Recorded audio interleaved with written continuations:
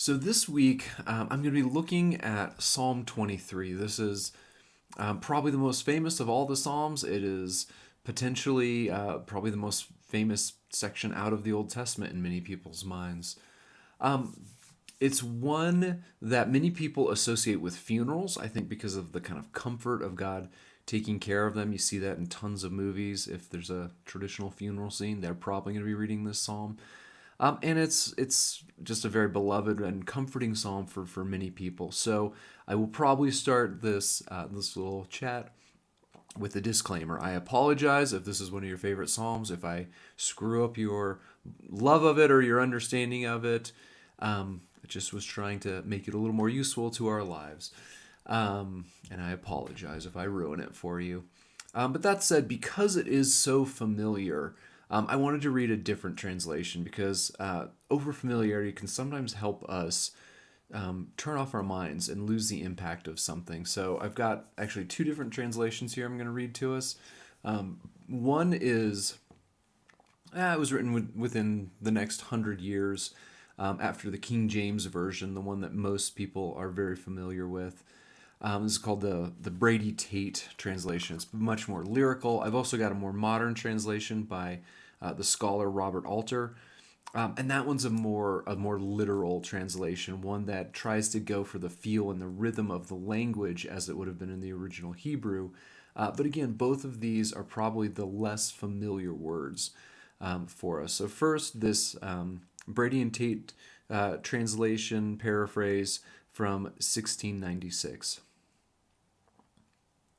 The Lord himself, the mighty Lord, vouchsafes to be my guide, the shepherd by whose constant care my wants are all supplied. In tender grace he makes me feed and gently there repose, then leads me to cool shades, and here refreshing water flows. He does my wandering soul reclaim, and to his endless praise instruct with humble zeal to walk in his most gracious ways.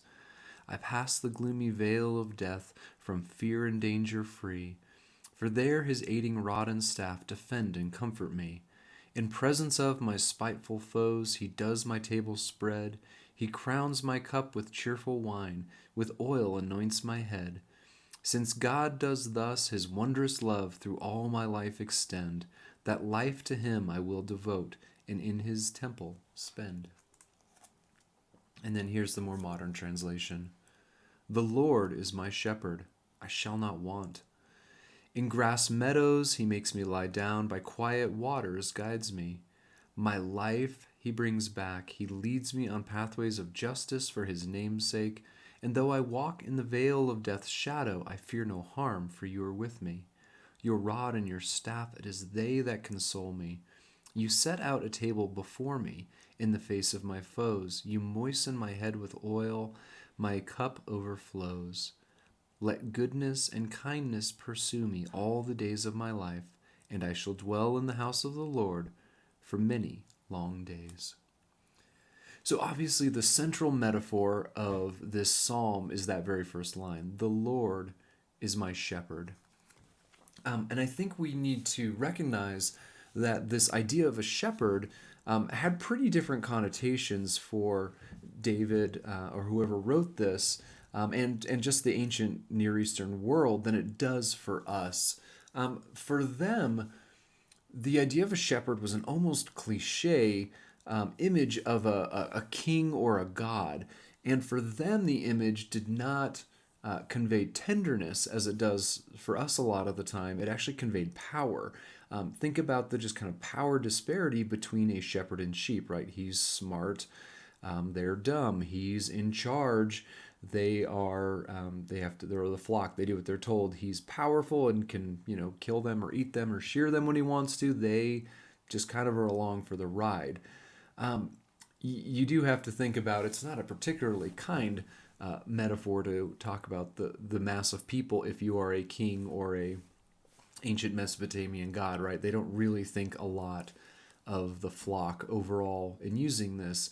And the image was one, again, with the connotation of power, that we probably, our closest kind of cultural connotations to how they thought of shepherds were more like a cowboy or a biker. It's kind of a tough guy image. It's someone who's a little bit dangerous. They're a little bit outside society. They're somebody you can't fully trust.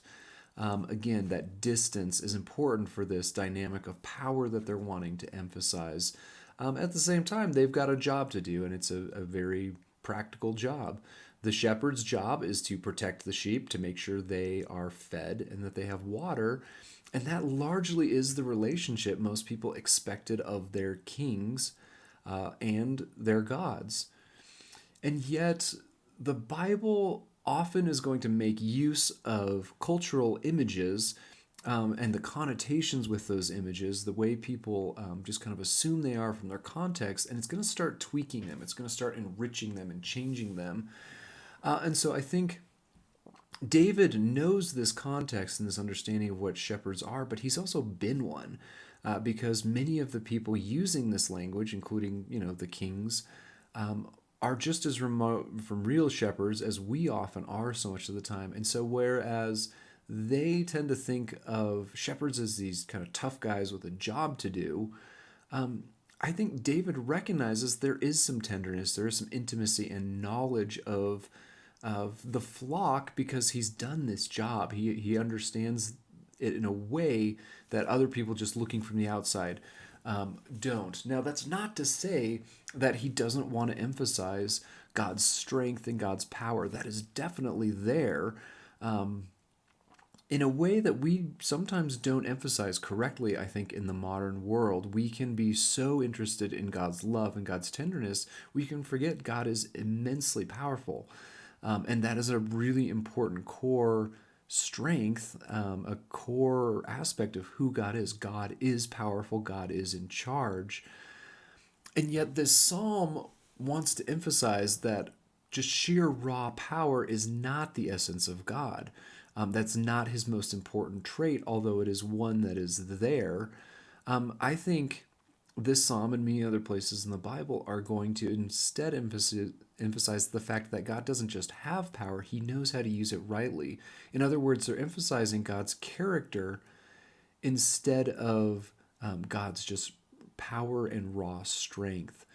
And so I think if we can kind of keep this image in mind as we read this, this radical statement of trust, it tells us something really important about God. This psalm, despite the fact that it's often used, does not deny that there is difficulty in life, right? We've got enemies present. We're doing things in our enemy's presence, and it's the fact that God is there and with us is why this is safe. It says, even though I walk through, the veil, what do they say in this one? The veil of death's shadow, or the shadow of death in the more traditional translation. The recognition that death has a place in the world, that there is danger here, and it is not God keeps us away from such things. It's the fact that this danger and enemies, aren't that intimidating to God. He can take care of us in spite of all those things. And so, yes, I think this psalm is beloved for a lot of reasons. This psalm radically talks about trust in the sense that it doesn't ask for anything from God. It just assumes God is going to protect us and take care of us and provide food, water, peace, and his presence for us in spite of all these things. And so I was really struck this week by just how radical of a trust that really is, especially considering the culture in which we live in.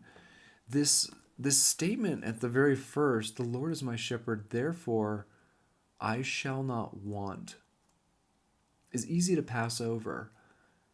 And yet, how many of us can actually say that? I shall not want. I mean, our entire culture is based in so many ways around making sure we know what we are lacking, what we still need, right? I mean, we've got crass advertising that, just points out whatever product they're trying to sell. If we, buy their laundry detergent or eat at this manner, we'll be, more beautiful, or we'll have, we'll be smarter, we'll be more influential, we'll be richer. I mean, we know it's ridiculous that buying this product is going to fix all our problems, but it's this water we swim in that is constantly washing over us. It's eroding us in some ways with the desire, I don't have enough. I want things. I need things that I don't currently have. I mean, think about just this kind of relentless pursuit of self perfection, self awareness, this the fact we're always having to change things about ourselves, that we don't like anything about ourselves, right? Our culture absolutely encourages this. I wish I was smarter. I want to be better looking. I want to be better rested, or whatever it is, right? I need. When I get to that point, it's constant. We're restless in a lot of ways too. We're always trying on new things. We're trying on new hobbies. We're trying to read the right things. Many of us are swapping careers or locations, or spouses, the people around with us, right? There's this restlessness, this always looking for the next thing. In this culture, I don't care who you are, this statement, I shall not want, I don't want, I am satisfied, shows a radically different way of being in the world than the one we tend to experience both internally and around us. And it's not just, this like Zen practice of just trying really hard and being completely detached from things, because this psalm tells us very specifically how this is possible. The Lord is my shepherd. And I think this has a strong connotation, just like the kind of the early creedal statement of Jesus is Lord. Jesus is Lord implied that Caesar was not Lord. Our presidents are not Lord. The people who have power over us in any other way are not Lord. And I think this psalm does something very similar. The Lord is my shepherd. Therefore I shall not want. How many other things are we trusting in? Is it our own talents? Is it our own knowledge? Is it our network of relationships? Is it our bank accounts, right? Are those the things we are expecting to actually take care of us, to provide food and water, shelter and protection? Or can we actually say we trust God that radically with our day-to-day needs, that the Lord is actually our shepherd, and therefore we don't want?